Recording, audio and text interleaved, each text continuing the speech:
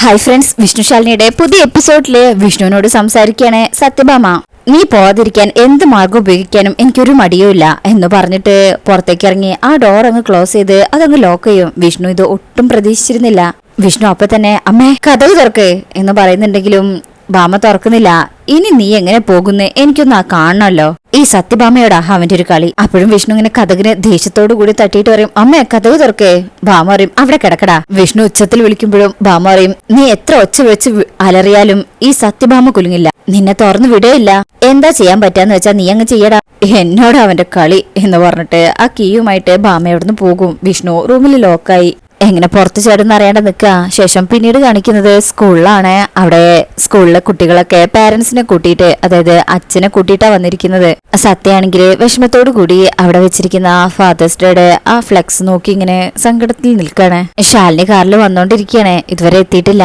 അങ്ങനെ സത്യ അവിടെ നിൽക്കുമ്പോ ആ ഒരു കാറിലെ രോഹിത്തും പപ്പിമോളും കൂടെ വരിക. സത്യ എന്ന് വിളിച്ച് പപ്പി അടുത്തേക്ക് ഓടി വരും. അപ്പോ സത്യ ബാക്കിലേക്ക് ഇങ്ങനെ നോക്കാണ്. രോഹിത്തേക്കും മോൾ ആരെയാ നോക്കുന്നത്? എല്ലാവരുടെയും അച്ഛന്മാരും അമ്മമാരും വന്നു. എന്റെ അമ്മയും വന്നില്ല, അച്ഛനും വന്നില്ല. അമ്മ പുറപ്പെട്ടിട്ടുണ്ടെന്ന് പറഞ്ഞു, പക്ഷേ ഇവിടെ സമയത്തിന് എത്തണല്ലോ. അപ്പൊ രോഹിത്ത് പറയും, മോള് വിഷമിക്കണ്ട, എല്ലാത്തിനും നമുക്കൊരു വഴി ഉണ്ടാക്കാം. അപ്പൊ സത്യക്കും ബിഗ് ഫ്രണ്ട് വരാന്ന് പറഞ്ഞതല്ലേ പപ്പി, പിന്നെ എന്ത് പറ്റി, തീരുമാനം മാറ്റിയോ? അപ്പൊ രോഹിത്ത് പറയും, സത്യ വിഷമിക്കണ്ട, ബിഗ് ഫ്രണ്ട് വരുമെന്ന് പറഞ്ഞാ വരും. ഇനി ചിലപ്പോ വരുന്ന വഴിക്ക് ബ്ലോക്കിൽ പെട്ടതാണെങ്കിലോ? സത്യ പറയും, ഞാൻ വിചാരിച്ചത് നിങ്ങൾ എല്ലാവരും കൂടെ ഒരുമിച്ചായിരിക്കും വരുന്നേന്നാ. പപ്പി പറയും, എന്തായാലും പരിപാടി തുടങ്ങാൻ ഇനിയും സമയമുണ്ടല്ലോ, കണ്ടില്ലെങ്കിൽ നമുക്കൊന്ന് വിളിച്ചു നോക്കാം. വരുന്നു പപ്പിയോട് പറഞ്ഞതല്ലേ? അതെ, വിഷ്ണുച്ചൻ പറഞ്ഞതാ. ശേഷം മനസ്സിൽ വിചാരിക്കും, അവിടെ നടന്നതൊന്നും സത്യയോട് പറയണ്ട, അതോടെ പറഞ്ഞാല് സത്യക്ക് വിഷമാവും. അങ്ങനെ സത്യ പറയും, എന്നാ പിന്നെ നമുക്ക് ടീച്ചറുടെ അടുത്തേക്ക് പോകാം, ബിഗ് ഫ്രണ്ട് വരുന്നുണ്ടെന്ന് പറയാം.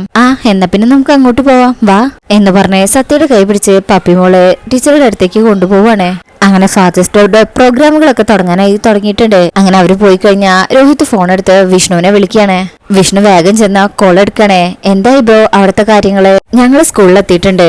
അപ്പൊ വിഷ്ണു പറയും, എന്റെ രോഹിത്തെ, എന്നെ റൂമിലിട്ട് പൂട്ടിയിട്ട് ഡോറിന്റെ ചാവി അമ്മ കയ്യിൽ വെച്ച് നടക്കുക. അമ്മയുടെ കയ്യിൽ നിന്ന് താക്കോല് കിട്ടാതെ എനിക്ക് ഇവിടുന്ന് ഇറങ്ങാൻ പറ്റില്ല. രോഹിത് പറയും, സത്യയെ കണ്ടു, ബ്രോ വരുന്നുള്ള ഒറ്റ ഉറപ്പിലാ സത്യ നിൽക്കുന്നത്. പിന്നെ ശാലിനിയെ എത്തിയിട്ടില്ല.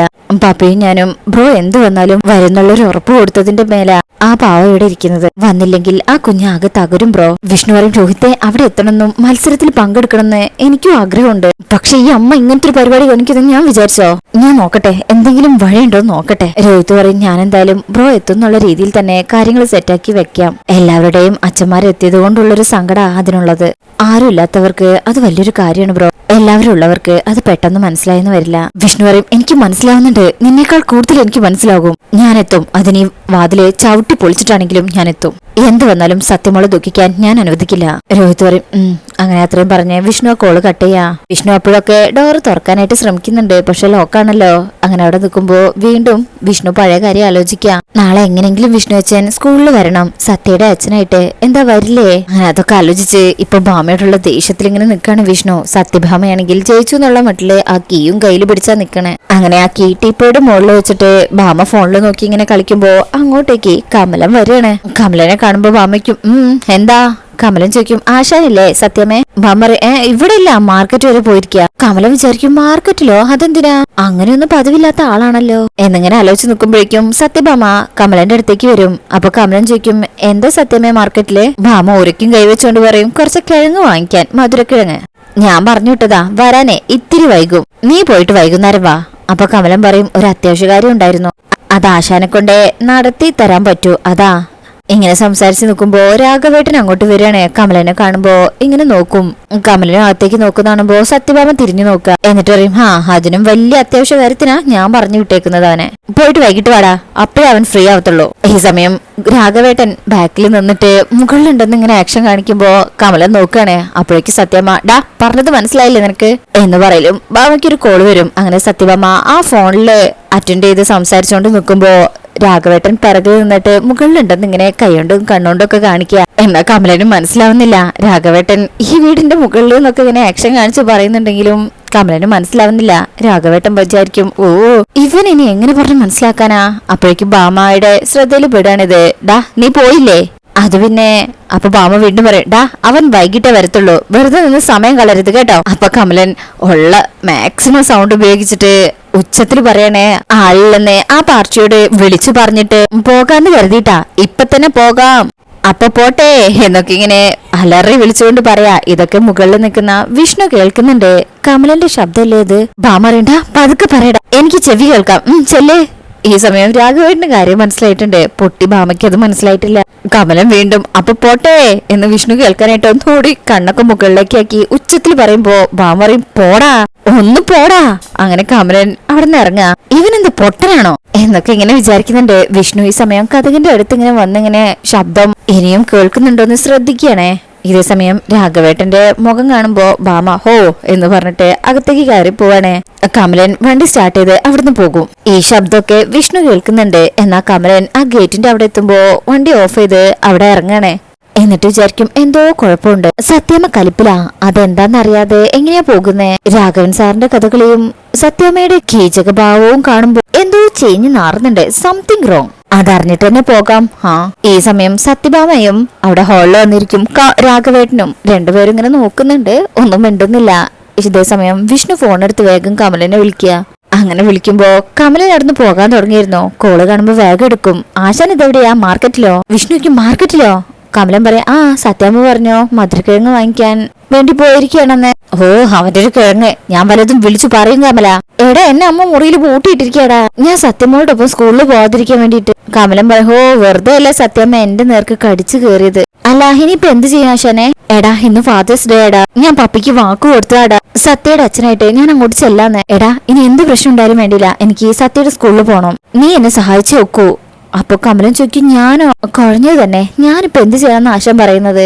എടാ കമല നീ എന്തെങ്കിലും പറഞ്ഞേ, എന്നെ ഒന്ന് പുറത്ത് ചാടിക്ക്, ഞാൻ പപ്പിക്ക് വാക്ക് കൊടുത്തത് അതുകൊണ്ട്. കമലൻ പറയും, പക്ഷേ വിഷ്ണു പറയും, ഡാ ആ കുഞ്ഞിന്റെ ആഗ്രഹമാടാ. കമലൻ പറയും, പക്ഷെ അത് ഇവിടെ ഉള്ളവർ മനസ്സിലാക്കുന്നില്ലല്ലോ ആശാൻ. അല്ല ആശാനെ താക്കോൽ എവിടെ ഇരിക്കുന്നെന്ന് വല്ലതും അറിയാമോ? എടാ താക്കോൽ അമ്മയുടെ കയ്യിൽ തന്നെ ഉണ്ടാവുള്ളൂ, ഇനിയിപ്പോ എന്തൊക്കെ താഴെ വെച്ചാലും ആ താക്കോല് താഴെ വെക്കാൻ ഒരു സാധ്യതയില്ല. കമലൻ പറയും, ഞാനൊന്ന് ട്രൈ ചെയ്യാം, പക്ഷെ എത്രത്തോളം സംഗതി വർക്കൗട്ട് ആവുന്നേ എനിക്കറിയൂല, എന്നാലും ശ്രമിക്കാം. വിഷ്ണു ആ ട്രൈ ചെയ്യേ, പെട്ടെന്നായിക്കോട്ടെ, എന്തെങ്കിലും ഒന്ന് ചെയ്യട്ടാ. കമലൻ പറയും, ആ ശരി എന്ന് പറഞ്ഞ കോള് കെട്ടയാ. അപ്പൊ വിഷ്ണു കുറച്ച് പ്രതീക്ഷയിലെ നിൽക്കുന്നത്. കമലം മനസ്സിൽ വിചാരിക്കും, ഈശ്വര കാത്തോളണേ, ജീവൻ പണയം വെച്ചാ ഞാൻ സത്യമ്മയുടെ മുന്നിലേക്ക് ചെല്ലാൻ പോകുന്നേ, കാത്തോളണേ എന്ന് പറഞ്ഞിട്ട് അവിടുന്ന് നടന്നു പോവാൻ നിൽക്കും. അയ്യോ ബൈക്ക് എന്ന് പറഞ്ഞിട്ട് ബൈക്ക് സ്റ്റാർട്ട് ചെയ്യാതെ ഉന്തി ആ മതിലിന്റെ സൈഡിലാക്കിയിട്ട് മാറ്റി വെക്കണേ. അങ്ങനെ ഗേറ്റിന്റെ അവിടുന്ന് കമലൻ സത്യമ്മയുടെ വീട്ടിന് മുന്നിലേക്ക് വരാൻ തുടങ്ങുമ്പോ സത്യഭാമയ്ക്ക് ഒരു കോള് വരികയാണേ. ആ ബില്ല് ഞാൻ അടച്ചതാണല്ലോ, റെസിപ്റ്റിന്റെ കയ്യിലുണ്ട് എന്നിങ്ങനെ പറഞ്ഞ് ഓരോന്ന് സംസാരിച്ചിട്ട് ആ റെസിപ്റ്റ് എടുക്കാനാണെന്ന് തോന്നുന്നു. സത്യഭാമ അവിടെ നിന്ന് എഴുന്നേറ്റ് പോകും. ഇതൊക്കെ രാഘവേട്ടൻ ഇങ്ങനെ ശ്രദ്ധിക്കുക. ഭാമ അകത്ത് പോയി കഴിഞ്ഞാല് രാഘവേട്ടൻ ആ കീയിലേക്ക് ഇങ്ങനെ നോക്കും. ഒറ്റയ്ക്കായതുകൊണ്ട് തന്നെ മുകളിലേക്ക് ആ കീ എടുത്ത് പോകാനും വയ്യാത്ത അവസ്ഥയില് അപ്പോഴായിരിക്കും കമലൻ അങ്ങോട്ട് കയറി വരുന്നത്. കമലനെ കാണുമ്പോ തന്നെ രാഘവേട്ടൻ പറയും, ഡാ ഇങ്ങോട്ട് വാടാ. അപ്പൊ കമലൻ അടുത്ത് വരുമ്പോ പതിഞ്ഞ സ്വരത്തിൽ പറയും, ഡാ വിഷ്ണുവിനെ മുറിയിൽ മുകളിൽ പൂട്ടിയിട്ടിരിക്കുക, ഇതാണ് താക്കോല്, ഈ താക്കോല് കൊണ്ടുപോയിട്ട് വേഗം അവനെ തുറന്നു വിട്ടുവാ. കമലൻ അപ്പൊ തന്നെ ആ കീ എടുത്ത് മുകളിലേക്ക് പോകാൻ തുടങ്ങും. വേഗം ചെല്ല് എന്നിങ്ങനെ രാഘവേട്ടൻ പ്രോത്സാഹിപ്പിക്കുന്നുണ്ട്. കമലൻ വേഗം തന്നെ കീ എടുത്തോടി പോവും. ഈ കമലന്റെ ഓരോ ആക്ഷനൊക്കെ കണ്ടിട്ട് രാഘവേട്ടൻ വിചാരിക്കും, ഹോ ഇവൻ ജന്മനാ പൊട്ടനാണോ അതോ പൊട്ടനായിട്ട് അഭിനയിക്കുകയാണോ? മൂകാഭിനയം കാണിച്ച് ഞാൻ മടുത്തു അങ്ങനെയൊക്കെ വിചാരിക്കും. ഇതേ സമയം വിഷ്ണു ഇങ്ങനെ പ്രതീക്ഷയോടെ നിൽക്കണേ, വെയിറ്റ് ചെയ്തുകൊണ്ട്. അപ്പോഴേക്ക് കമലൻ മുകളിലേക്ക് ഓടി വരുന്നത് പൊന്നി കാണും. കമല വിഷ്ണു കുഞ്ഞിനെ മുറിയിൽ പൂട്ടിയിട്ടിരിക്കുക. കമലൻ പറയും, കീ കിട്ടി. അതെ സത്യമ്മ വരുന്നുണ്ടോ നോക്കണേ. പൊന്നി പറയും, ആ നോക്കിക്കോളാം എന്ന് പറഞ്ഞിട്ട് താഴേക്ക് നോക്കി നിൽക്കുകയാണേ. അങ്ങനെ കമലനെ വേഗം ആ ഡോറ് തുറന്നു കൊടുക്കുക. വിഷ്ണു വേഗം പുറത്തു ചാടും. ആശാനെ കാര്യങ്ങൾ എങ്ങനെയാ? വിഷ്ണു അവിടുത്തെ പരിപാടി കഴിഞ്ഞ് ഞാൻ ഉടനെ വരുവേ, അതുവരെ കട്ടില് മൂടി പൊതിച്ച് കിടന്നോളാം കേട്ടോ. കമലൻ എന്ന് ഞെട്ടും, ഞാനാ? വിഷ്ണു പറയും, ആ എനിക്ക് അത്യാവശ്യമായിട്ടൊരാളെ കാണാനുണ്ട്. വിഷ്ണു പറയും, ദേ കൊന്നു കളഞ്ഞ് ആശാനെ. അപ്പൊ വിഷ്ണു പറയും, മക്കളെ തർക്കിച്ച് നിൽക്കാൻ സമയമില്ലടാ, ഞങ്ങൾ 4 പേര് ഒന്നിച്ചിട്ട് വരാം, അതുവരെ ഒന്ന് അഡ്ജസ്റ്റ് ചെയ്യടാ, ഒന്ന് കേൾക്കടാ, നല്ല കുട്ടിയല്ലേ, പിന്നെ പുറത്തുനിന്ന് പൂട്ടിയതായതുകൊണ്ട് ശല്യം ചെയ്യാനേ ആരും ഇങ്ങോട്ട് കയറി വരില്ല കേട്ടാ.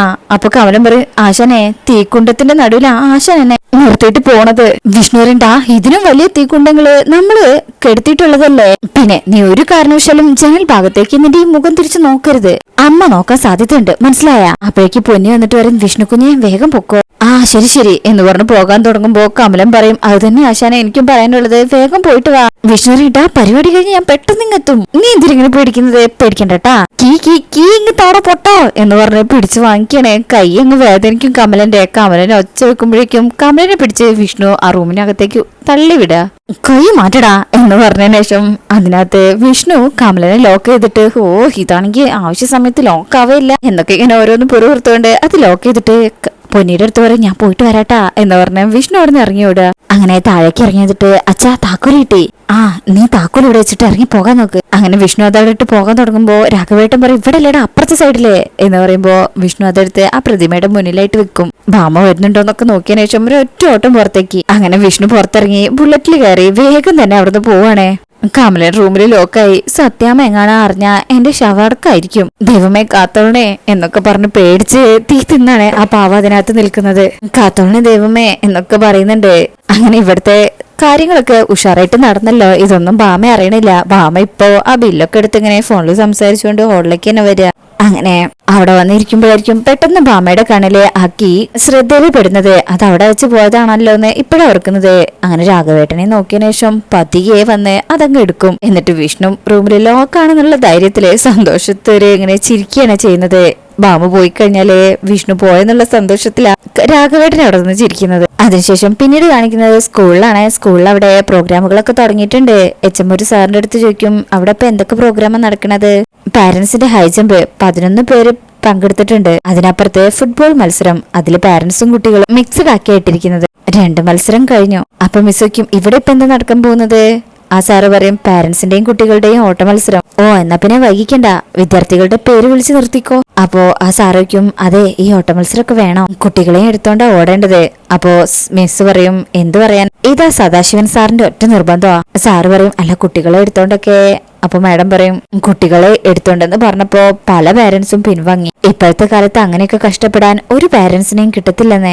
PT മാഷ് പറയും എന്തായാലും മത്സരം നടത്താതിരിക്കാൻ പറ്റില്ലല്ലോ, പങ്കെടുക്കുന്ന പേരന്റ്സ് എത്രയുണ്ടെന്ന് നോക്കണ്ട, മത്സരം നടത്താം. എങ്കിൽ പിന്നെ കുട്ടികളെ വിളിച്ചു നിർത്തിക്കോ. അങ്ങനെ ആ സാറെ മൈക്കിലൂടെ വിളിച്ചു പറയണേ ഇപ്പൊ നടക്കാൻ പോകുന്നത് ഫാദേഴ്സ് ഡേയിലെ ഏറ്റവും വ്യത്യസ്തമായൊരു മത്സരമാണ്. എല്ലാവരും ആകാംക്ഷയോടെ ഉറ്റുനോക്കുന്നതും ഈ മത്സരമാണ്. ഞാനിവിടെ പേര് വിളിക്കുന്നവർ തയ്യാറായി നിൽക്കാം. പത്മിനി, സത്യ, രമേശ്, ആരാധ്യ അങ്ങനെ 5-6 കുട്ടികളുടെ പേര് വിളിച്ച് അവരെല്ലാവരും അപ്പൊ തന്നെ അവിടെ സ്റ്റാർട്ടിംഗ് പോയിന്റിൽ വന്ന് നിൽക്കണേ. അങ്ങനെ കുട്ടികൾ വന്ന് നിൽക്കുമ്പോ ആ രമേശ് എന്ന് പറയുന്ന കുട്ടി സത്യ വിളിച്ചിട്ട് പറയും ഇത് അച്ഛന്മാര് പങ്കെടുക്കുന്ന മത്സരമാ, അല്ലാതെ അമ്മമാര് പങ്കെടുക്കുന്ന മത്സരമല്ല. സത്യ എപ്പോഴും പപ്പിയെ ഇങ്ങനെ നോക്കും. അപ്പോഴും ആ കുട്ടി വിളിച്ചിട്ട് പറയും അതെ ഇത് ഫാദേഴ്സ് ഡേ മത്സര അല്ലാതെ മദേഴ്സ് ഡേ മത്സരമല്ല. സത്യ ഒന്നും മിണ്ടുന്നില്ല. പപ്പു പറയും നീ നിന്റെ പണി നോക്കടാ. എന്നിട്ട് സത്യയോട് പറയും സത്യ നീ അതൊന്നും ശ്രദ്ധിക്കണ്ട. അപ്പോഴും ആ ചെറുക്കൻ പറയും ഇവളുടെ കൂടെ അങ്ങനെ ആരെങ്കിലും വന്നിട്ടുണ്ടോ, അതുകൊണ്ടാ ചോദിച്ചത് എന്ന് പറയുമ്പോഴും സത്യക്ക് ഒന്നും പറയാനില്ല. ഇതേ സമയം ശാലിനി അങ്ങോട്ട് വരുന്നതേ ഉള്ളൂ, എത്തിയിട്ടില്ല, ട്രാഫിക്കിൽ കുടുങ്ങി നിൽക്കുക. ശാലിനി അത് കണ്ടിട്ട് പറയും രാമേട്ട പറഞ്ഞ സമയത്ത് സ്കൂളിൽ എത്താൻ പറ്റും തോന്നില്ലല്ലോ. പറ്റും തോന്നില്ല മാഡം, എങ്കിലും ഞാൻ മാക്സിമം ശ്രമിക്കാം. ശാലിനി പറയും നമുക്ക് എത്തണം, അല്ലെങ്കിൽ സത്യ ആകെ വിഷമിക്കും. ശേഷം പിന്നീട് കാണിക്കുന്നത് സ്കൂളില് വീണ്ടും ആ മത്സരത്തിനുള്ള അനൗൺസ്മെന്റാ.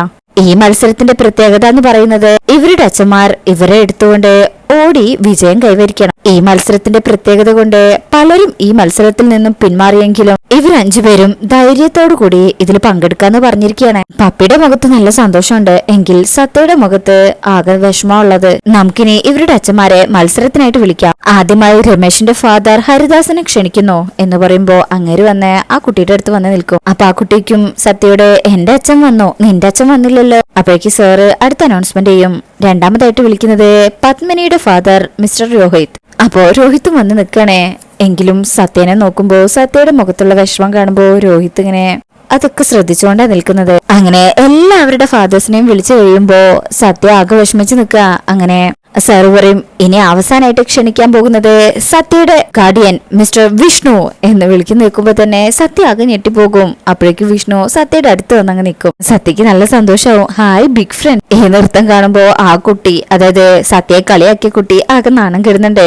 സത്യ പപ്പിയെ നോക്കുമ്പോ പപ്പി നല്ല സന്തോഷത്തിലാ. വിഷ്ണു പപ്പിയെ നോക്കി തംസപ്പ് കാണിക്കണേ. വിഷ്ണു ബ്രോ എന്ന് രോഹിത്ത് വിളിക്കുമ്പോ വിഷ്ണു ഇങ്ങനെ എല്ലാം ഓക്കെ ആയി എന്നിങ്ങനെ പറഞ്ഞ് കണ്ണടയ്ക്കും. അങ്ങനെ മത്സരത്തിന് റെഡി ആയിട്ട് എല്ലാ ഫാദേഴ്സും കുട്ടികളോടൊപ്പം നിൽക്കുന്നത് കാണിച്ചുകൊണ്ടാ ഈ ഭാഗം കഴിയുന്നത്. എന്തായാലും ഈ മത്സരത്തില് വിഷ്ണു തന്നെയായിരിക്കും ജയിക്കാൻ പോകുന്നത് സത്യ എടുത്തുകൊണ്ട്. അങ്ങനെ ജയിച്ചു കഴിഞ്ഞാല് മറ്റേ കളിയാക്കിയ ആ കുട്ടിയുടെ മുന്നില് സത്യക്ക് കുറച്ച് സന്തോഷത്തോടു കൂടി നിൽക്കുകയും ചെയ്യാം. അതുപോലെ ഒരു പക്ഷേ ഈ മത്സരത്തിന്റെ ഇടയിലായിരിക്കാം ശാലിനി വരുന്നത്. ഇത് കാണുമ്പോൾ ശാലിനിക്കും സന്തോഷമാകും. അപ്പോ ഇങ്ങനെയൊക്കെ ആയിരിക്കാം എന്ന പ്രതീക്ഷയോടെ നമുക്ക് അടുത്ത ഭാഗത്തിനായിട്ട് വെയിറ്റ് ചെയ്യാം. ഇന്നത്തെ റിവ്യൂ ഇഷ്ടപ്പെട്ടിട്ടുണ്ടെങ്കിൽ ചാനൽ എല്ലാവരും ലൈക്ക് ചെയ്ത് സബ്സ്ക്രൈബ് ചെയ്ത് സപ്പോർട്ട് ചെയ്തേക്കണേ. താങ്ക്